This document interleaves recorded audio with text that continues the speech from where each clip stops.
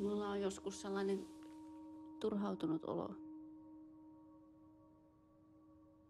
Tarpeeton olo. Kun minähän tavallaan olen luisunut tai ajautunut eläkkeelle jo näin nuorestani. Kai siinä olisi ollut joku mahdollisuus. Tai olisiko siinä ollut joku muu mahdollisuus kuin jäädä eläkkeelle?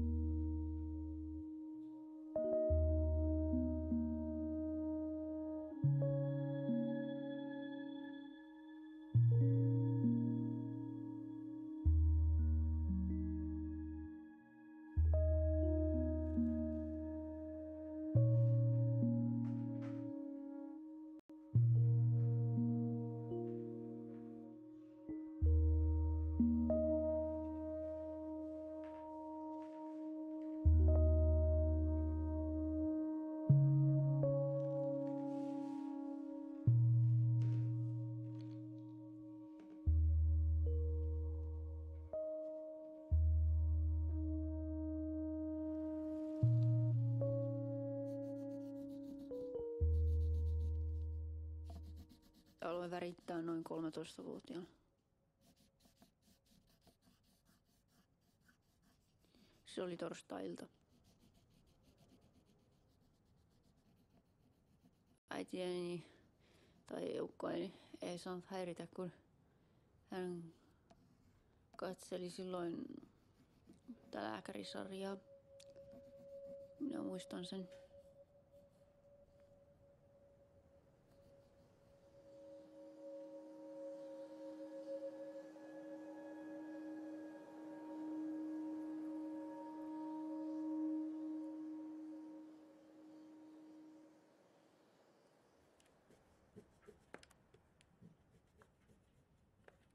Kun minä pelkäsin suja yläasteelle, niin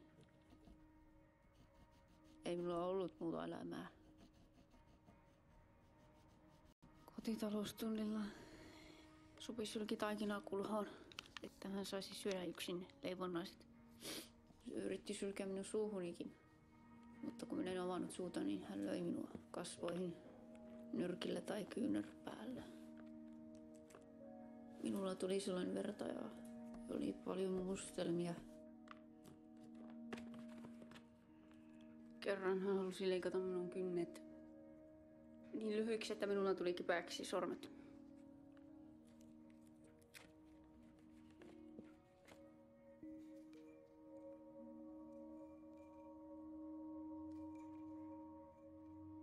Sitten se yritti jonkin aikaa tulla meille sisälle, mutta pidin ovet lukossa sitten.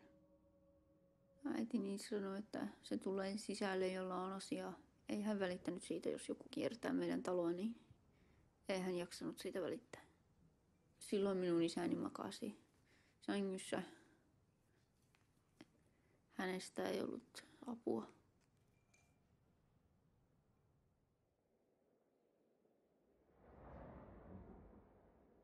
Kun minä ajattelin silloin, minun pitää vaan kestää se.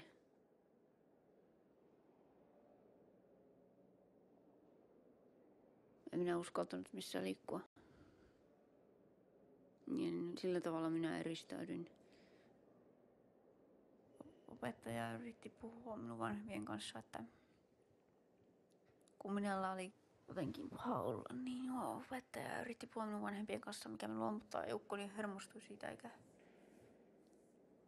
siitä keskustelusta tullut mitään.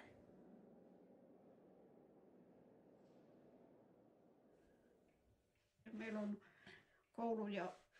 koulu ja yhteistyö pelannut aina. Ei meillä ole mitään. Ja vieläkin opettaja, kun tulee vastaan tuolla kaupungilla, niin vieläkin jutellaan ja tervehittää. Ja hän kyselee, että mitä Katjalle ja Pasille kuuluu. Ja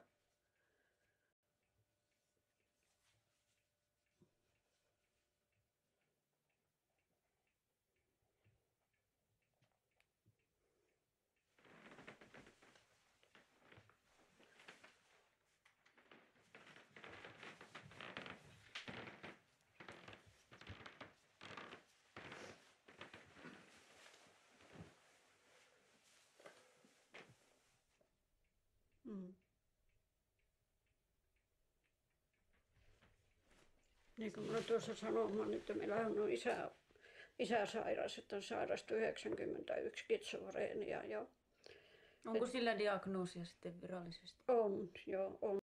Mulla ei ole koskaan kerrottu. On.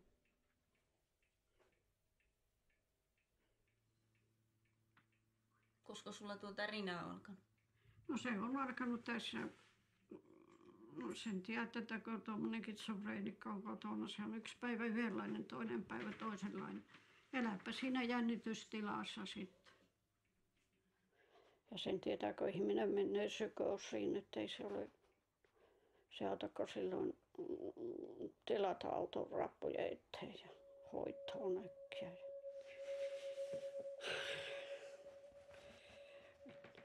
Olemme siitä saanut turpiinkin.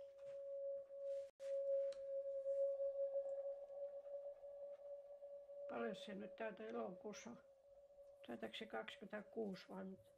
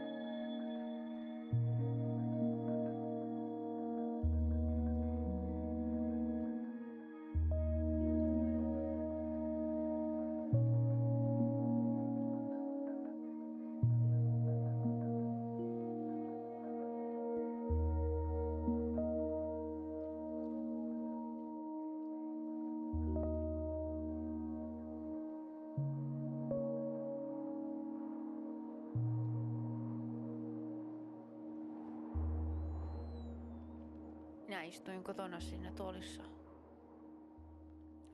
Aina niin päin, että kukaan ei nähnyt minua, kun meillä oli sellainen pyörivä tuoli. Silloin äitini koko yläasteen haukkui minua ja käski minun painua helvettiin. Yritti ajaa minua kaupungille juomaan. Sanoi, että siellä ne muutkin nuoret on juomassa, niin, mutta en mennyt sinne.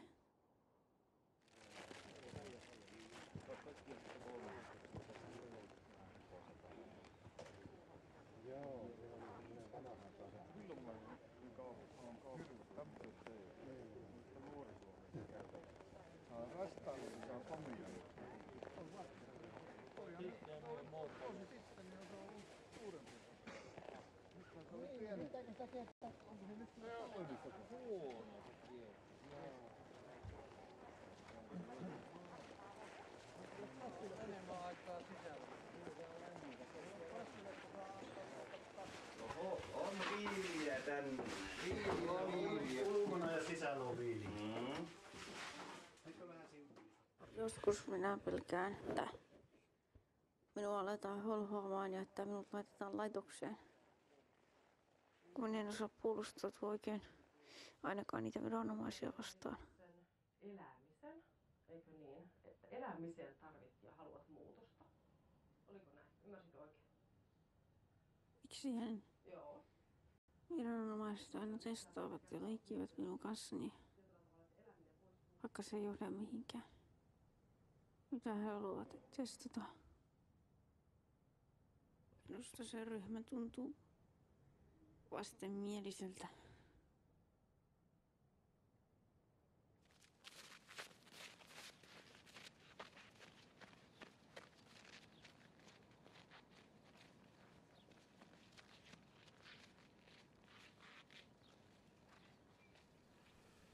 Sehän oli sellainen tilanne, että ne oli hukkumaisillaan ja hirveä myrsky siinä menossa. Ja varmaan muutama minuutti olisi ollut aikaa siihen, että se vene sitten tosiaan menee sinne veden alle.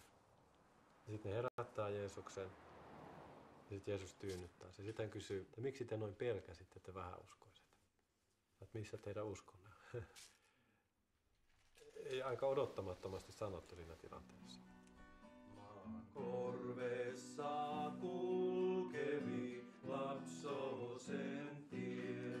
Hän ihana enkeli kotiin vie. Niin pitkä on matka, ei kotia näy, vaan ihana enkeli vieressä käy. Vaan ihana enkeli vieressä.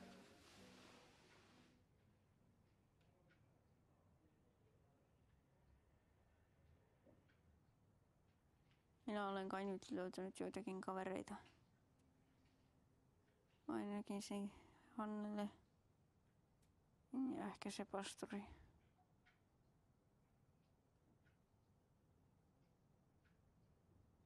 Nyt kun se asuu kerrostalossa, se Hannelle, niin minusta tuntuu ihan samanlaista kuin lapsena, kun minulla oli se yksi kaveri, joka asui kerrostalossa.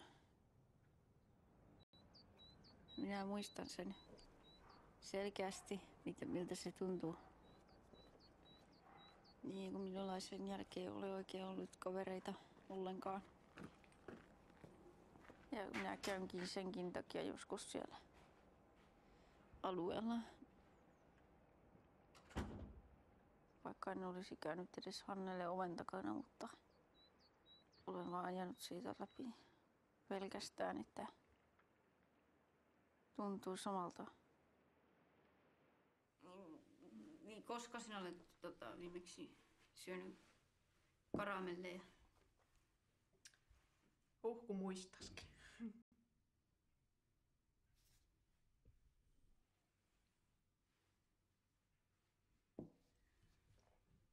Mulla on ollut semmoista luukipuakin joskus. Milloin se ilmenee? Vähän milloin vaan yöllä oli viimeksi. Sä ajattelit jossain vaiheessa, että olisi ollut reumaa, mutta se on tutkittu. Että Ei se on aivan eri asia. Aha, Millaista. joo. Ei kai se reuma ole mitään sellaista. Se tulee niinkö... Nivelistä. Ei se kipu tulee luun sisältä. Mhm. Olisiko Tai se siis sitten... Joo. Kun mä oon varmaan niellyt niitä värejä. Sä oot ollut niin innostunut. Että värit on lipsahtanut suuhunkin joskus. Nyt on vaan kysymys niistä määristä, että...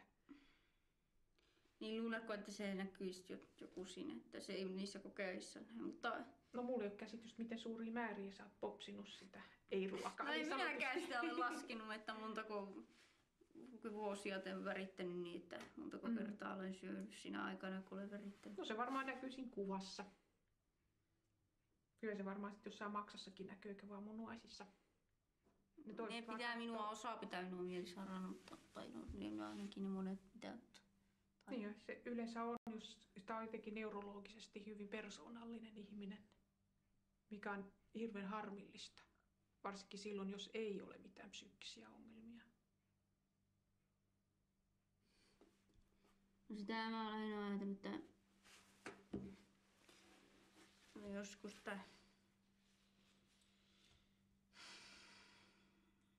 pääsis vaan pois.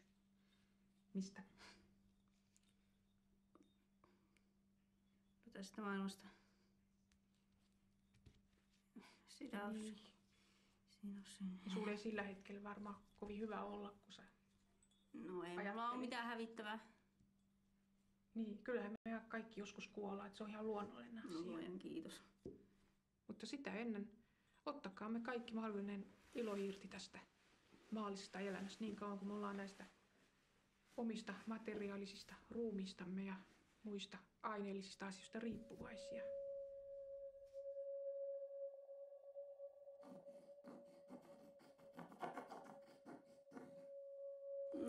väritykset on niin kuin arpia, koska kertovat siitä, mitä olisi voinut tulla tai olla. Pakenin synkkyyttä ehkä väreihin.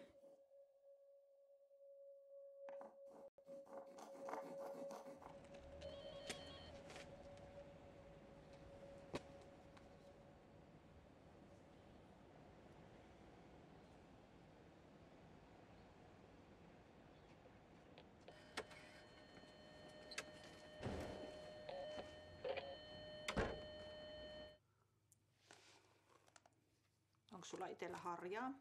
On. Harjaatko sä hiuksia? Olen minä harjannut. No. Joo. Onko sä käynyt nyt siellä leipäjonossa? Olen. Joo.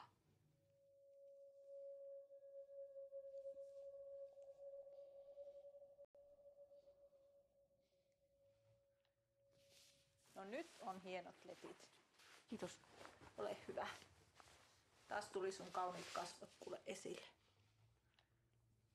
Mut kyllä joku varmaan osaisi hienommatkin vielä tehdä, entä minä. Mutta nyt saa luottaa nämä letit. Mitä sä ajattelet perheestä? Tai mikä sun perhe on nyt? Ketä siihen kuuluu? Ei koira, vaan ei ole sitä niin. Teillä on semmoinen 2 henkilön perhe. Niin. Mm.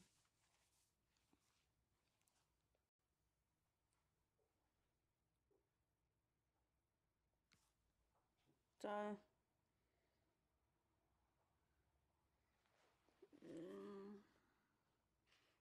Kai.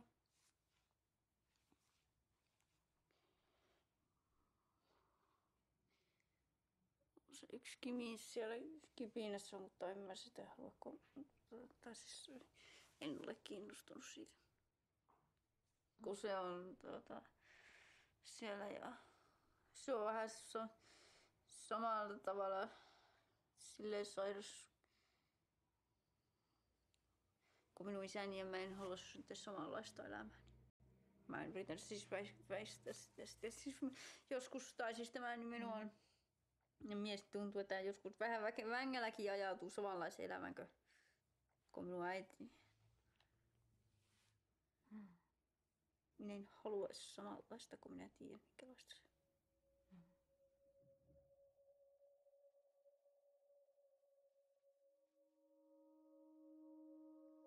Minä en oikein tiedä, mitä se on se rakkaus, kun en ole sitä oikein kokenut. Vähitellen kai minulle jonkunlainen mielikuva kai siinä jostain on tullut vähitellen, mutta en oikein edes osaa sitä määrittää, että minkälaista se on.